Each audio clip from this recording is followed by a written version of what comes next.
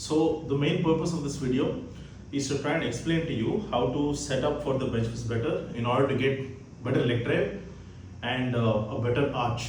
Okay, so the biggest misconception is that when you're benching, people try to get very tight, right?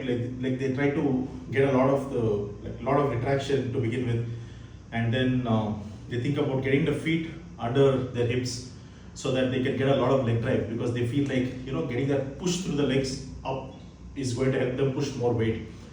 But usually that style of a benching is better for people who have like a very sink heavy bench press, and that's not something that I would recommend for people who are not like super heavyweights, and it's not something that generally doesn't work for a lot of people, because that has a very high chance of misgrooving sets or reps, right?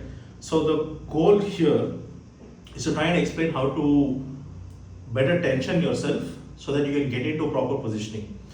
So the initial problem is that people have a tendency to think about getting very tight, and tightness usually means that you're trying to flex muscles or you're trying to get into this very compressed position where you're actually not able to get into a good position to make everything work together. So when we talk about bench press and leg drive, what we're trying to achieve is actual push through the legs into the upper body so that the upper body can do its job of pushing through properly, right? So what happens is that for your bench press, what I see is that you use the bar to get yourself up back like that, and then you get your feet under your hips and you get it as behind as you possibly can with a very wide foot position, like leg position, right? Like you open up the legs a lot.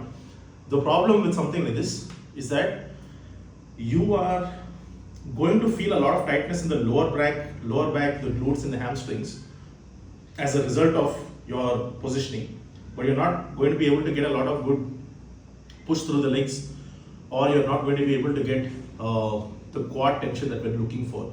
So essentially what we're looking for is, while you set up, you're trying to create, like if this is your foot, what you're trying to create is you're trying to create a situation where if your foot's on the floor, you're trying to push through the feet away from you like that. So if this is the floor, this is your foot, you're trying to push it away like this, like a leg extension kind of movement, rather than pushing down. What happens is that if you're starting to push the feet down, then there's a very high chance of the glutes coming off the bench, especially considering how you have a very feet under your hips position. You are going to get into a position where a lot of times the hips will start coming off the bench once you start to press. And one more mistake that people make is that they assume that the leg drive, the concept of leg drive is like an on and off switch, like it's off when you're going down, and then when you're pressing, you're trying to push up. But the actual way of doing it and making it more consistent so that the hips don't come off the bench, because if the hips come off the bench, then bench doesn't count, is to make sure that the leg drive is well tensioned right from the very beginning. So what we're looking for is quad tension and feet pushing you away so that your upper body and upper back is like like stuck on the bench, and it's like very well stable planted on the bench. So for example, if I show you right now, if I try to do what you are trying to do, see my feet are like very much under, and then I use the bar. Even if I'm not trying to retract, what happens is automatically, because I'm using the bar to get into position, I get a lot of tightness in the upper back, which I don't really want. If you're too tight, your arch doesn't really come out that much. But if you're relaxed and you slide yourself off the bench, you will get a much better arch. So my feet are like very much under, and then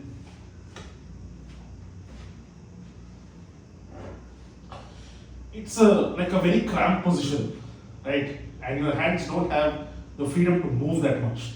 So this makes you feel like everything is tight, but it doesn't let you actually push as well as you possibly can. So What I want you to do instead is that if you have your feet, instead of having it so much under, try to have it a little away from you so that the shins are like more or less straight, or a little behind is also okay. And what you can do is, I'm keeping my complete back relaxed. I'm not trying to retract, I'm not trying to do anything. The only thing I do is that as I slide up, I'm trying to do a leg extension kind of a movement, engage the quads, and then I try to get more onto my upper back and neck area so that I can create a very good arch.